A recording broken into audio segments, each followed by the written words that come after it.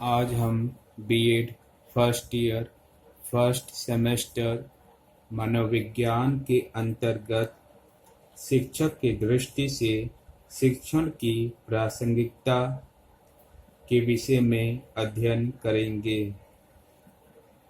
शिक्षण शिक्षा का एक साधन है तथा इसका विशेष कार्य ज्ञान एवं निपुणता प्रदान करना है।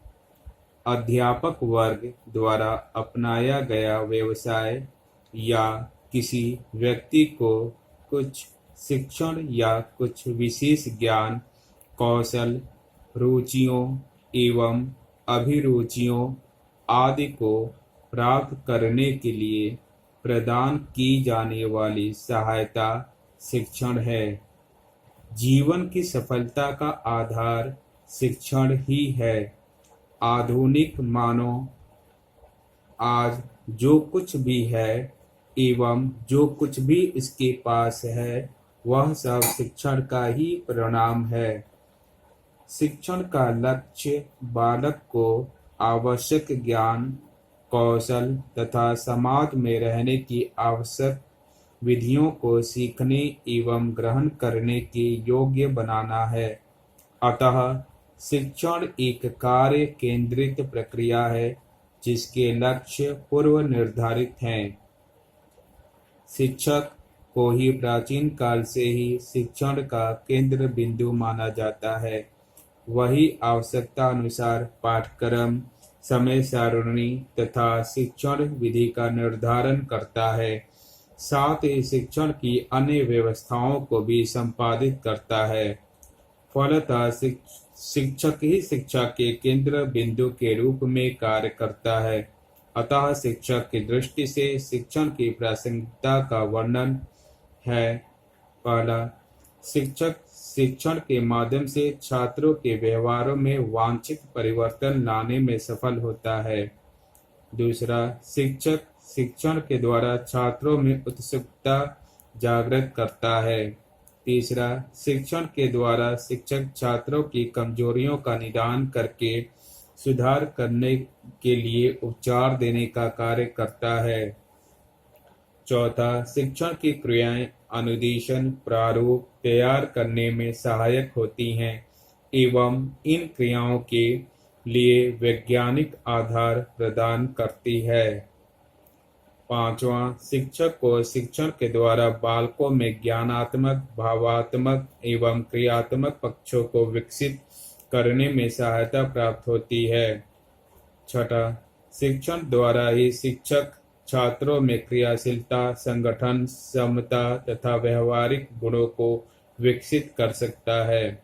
सातवां, शिक्षण द्वारा शिक्षक छात्रों की सृजनात्मक शक्ति को विकसित करता है जिससे छात्र नवीन ज्ञान की खोज, नवीन चिंतन एवं नवीन आविष्कार आदि करने के लिए तत्पर हो जाते हैं।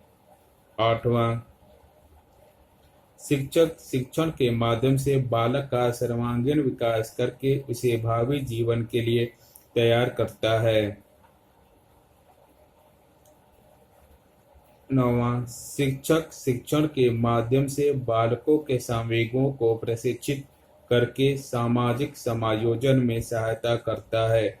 इस प्रकार यह त्रिध्रुवीय प्रक्रिया ही वास्तविक शिक्षण है। शिक्षक के लिए शिक्षा मनोविज्ञान के कार्य।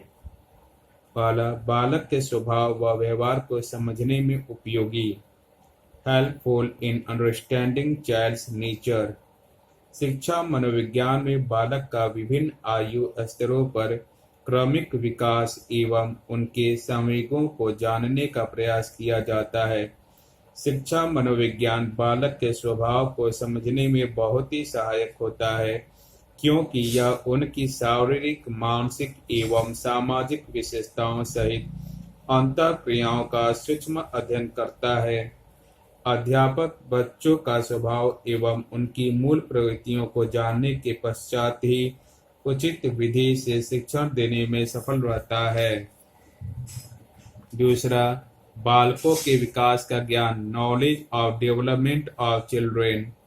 बालकों का विकास कुछ निश्चित नियमों व सिद्धांतों के आधार पर ही होता है, परंतु कुछ बालकों के विकास क्रम में भिन्नताएं पाई जाती हैं, जिसके कारण उनका व्यवहार असामान्य हो जाता है।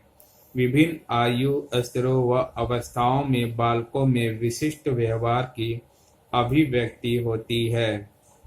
अध्यापक बालकों के क्रमिक विकास को समझकर ही पाठ्यक्रम व शिक्षण विधियों का चुनाव करता है। मनोविज्ञान के ज्ञान से शिक्षक किसी भी प्रकार की शैक्षणिक परिस्थितियां उत्पन्न कर सकता है। तीसरा, चरित्र निर्माण में सहायक, हेल्पफुल इन कैरेक्टर बिल्डिंग। शिक्षा मनोविज्ञान से बालक के स्वभाव और आदतों का ज्ञान हो जाने से उसके समाज विरोधी व्यवहार का अध्ययन करने में सहायता मिलती है। अधिकांशतः किशोरावस्था में बालक अपने पथ से विमुख होकर गलत तथा अनैतिक कार्यों में संलग्न हो जाते हैं। शिक्षक अपने नैतिक आचरण से उनके व्यवहार पर नियंत्रण स्थापित कर उनका चरित्र निर्माण करता है। चौथा, पाठ्यक्रम निर्माण में सहायक, हेल्पफुल इन करिकुलम कंस्ट्रक्शन। पाठ्यक्रम निर्माण में बालकों की रुचि, योग्यता तथा पाठ्यक्रम का बालकों पर पड़ने वाले प्रभाव का विशेष ध्यान रखा जाता है। शिक्षा मनोविज्ञान से व्यक्तिगत भिन्नताओं की जानकारियां मिलती हैं, जो पाठ्यक्रम निर्माण में सहायक होती हैं।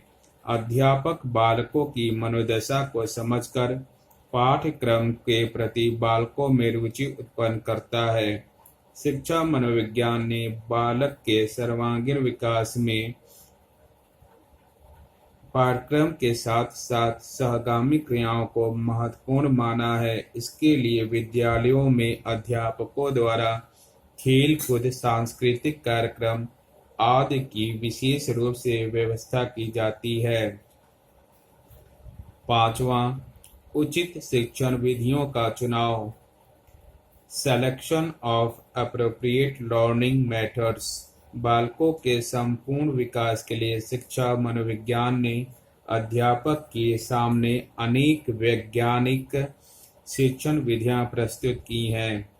अध्यापक इन विधियों का प्रयोग शैक्षिक प्रक्रिया में बालकों के मानसिक स्तर के अनुसार उचित तकनीकी का चुनाव करने में करता है। विभिन्न परिस्थितियों में छात्रों को सुगमता से ज्ञान प्रदान करने के लिए आधुनिक शिक्षण विधियां बहुत ही उपयोगी हैं। धन्यवाद।